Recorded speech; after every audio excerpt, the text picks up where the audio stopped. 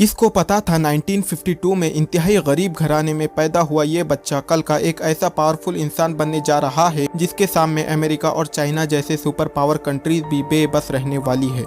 वही बच्चा जिसके 2 वक्त की रोटी के खातिर इसकी माँ को कई साल छोटी सी फैक्ट्री में सफाई का काम करना पड़ा और आज सीक्रेटली ये दुनिया का सबसे अमीर तरीन इंसान माना जाता है। मगर एक पॉलिटिशियन होने के रीजन से ये दुनिया को अपने आप को सिर्फ $70 बिलियन के मालिक बताते हैं, जबकि फाइनेंशियल एनालिस्ट का मानना है कि ये पूरे $200 बिलियन के मालिक है। यानी कि दुनिया के सबसे अमीर तरीन माने जाने वाले इंसान एलन मस्क से भी ज्यादा रिच। इस इंसान के पास 7000 लग्जरी कार, 43 जेट्स और साथ में एक गोल्डन टॉयलेट भी है। जी हाँ, हम बात कर रहे हैं रशिया के प्रेसिडेंट व्लादिमीर पुतिन के बारे में।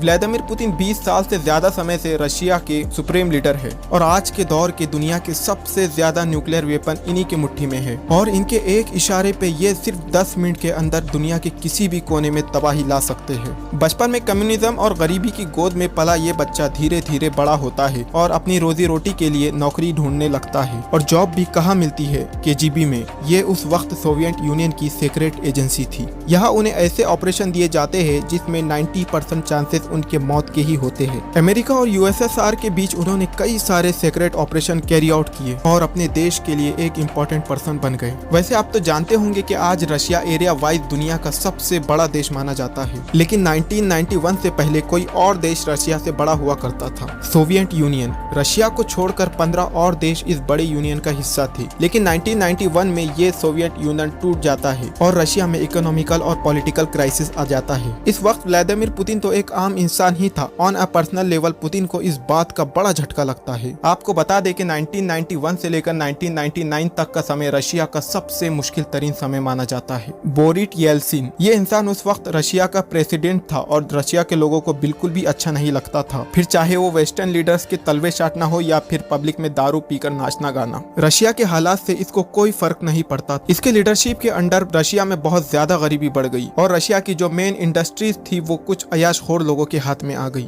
आपको बता दें कि रशिया में प्रेसिडेंट हाईएस्ट लेवल माना जाता है और उसके बाद प्राइम मिनिस्टर को माना जाता है। 1996 में अमेरिका ने रशिया इलेक्शन को इन्फ्लुएंस करके इस नाकारा इंसान को तो वापस फिर से जिता लिया, लेकिन इसको लेकर पब्लिक का गुस्सा बहुत बढ़ गया था। एक समय तो ऐसा भी आ गया पूरे रशिया में इसको अप्रूव करने वाले लोग सिर्फ 2% ही रह गए। अब तो बहुत चांसेस थे कि इसके साथ पब्लिक कुछ गलत भी कर सकती थी। इसी कमजोर इमेज को कुछ हद तक बढ़ाने के लिए उसने व्लादिमीर पुतिन को प्राइम मिनिस्टर बना दिया, क्योंकि व्लादिमीर पुतिन उस वक्त तक KGB में ऑलरेडी बहुत से सीक्रेट ऑपरेशन अंजाम देने की वजह से रशियन पब्लिक की नजर में हीरो बन चुका था। आपको फिर से बता दें कि रशिया में प्रेसिडेंट सबसे ऊपर और उसके बाद प्राइम मिनिस्टर होते हैं, यानी सेकंड इन कमांड होते हैं। उसी समय रशिया के चेचानिया में कुछ आतंकवादियों ने 300 रशियन को मारा, जिसके जवाब में पुतिन ने प्राइम मिनिस्टर होने की हैसियत से ठोस कदम उठाए और उन आतंकवादियों को हराकर एक बार फिर से रशियन लोगों के दिल में जगह बना दी। अब रशिया में व्लादिमीर पुतिन एक स्ट्रॉन्ग लीडर इस्टेब्लिश हो चुका था। अब उसे प्राइम मिनिस्टर से प्रेसिडेंट बनने बिल्कुल भी समय नहीं लगा और अगले 8 सालों तक वो प्रेसिडेंट ही रहा और इन 8 सालों में रशिया की किस्मत बदलती ही चली गई।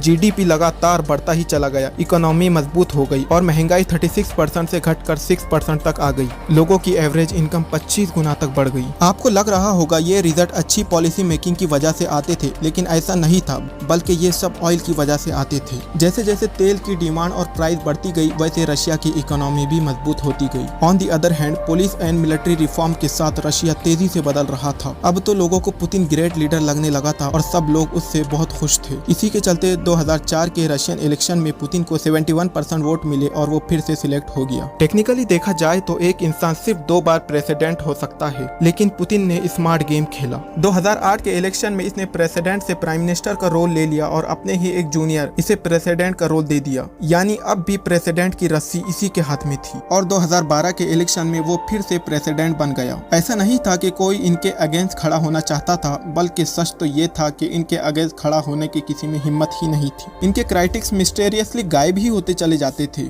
फॉर्मर KGB जर्नलिस्ट, यहाँ तक के रेप्यूटेड पॉलिटिशियन जिन्होंने भी पुतिन को आलोचना करने की कोशिश की, उनका अंजाम एक ही हुआ। एक मर्तबा तो रशिया के सबसे अमीर इंसान ने पुतिन के अपोजिशन पार्टी को कैंपेन के लिए फंड दिया। उस वक्त पुतिन ने उसे टैक्स ना देने के जुर्म में पूरे 14 साल के लिए जेल में फेंक दिया। इसलिए पुतिन को कभी भी ऑपोजिशन पार्टी को हैंडल करने की जरूरत नहीं पड़ती। यानी ये कहा जाए तो भी गलत नहीं होगा कि रशिया के पूरे पॉलिटिक्स वर्ल्ड में भी पुतिन का ही राज है। आपको बता दें कि आज पुतिन के पास पूरे 6000 न्यूक्लियर पावर तैयार है। सिर्फ पुतिन के एक इशारे पे दुनिया के किसी भी कंट्री में सिर्फ 10 मिनट के अंदर तबाही ला सकते हैं। और पुतिन इस इंसान से बहुत मुतासिर है। वो अपने सारे स्पीचेज में इस इंसान के बारे में जरूर बताते हैं। ये एक रशियन फिलोसोफर थे। इन्होंने कहा था कि रशिया पहले एक इनोसेंट देश हुआ करता था, लेकिन फॉरेन ताकतें इसे वीक बनाती चली गई। व्लादिमीर पुतिन एक मजबूत इंसान बनना चाहता है और सबको मजबूत इंसान बनने की ही सलाह देता है, क्योंकि कमजोर इंसान के साथ क्या होता है ये व्लादिमीर पुतिन बचपन से ही देखता आया है। तो ये थी स्टोरी व्लादिमीर पुतिन की, दुनिया का अकेला इंसान जो सब कुछ कर सकता है, लेकिन इसके खिलाफ बोलने की हिम्मत दुनिया के किसी मुल्क की नहीं होती।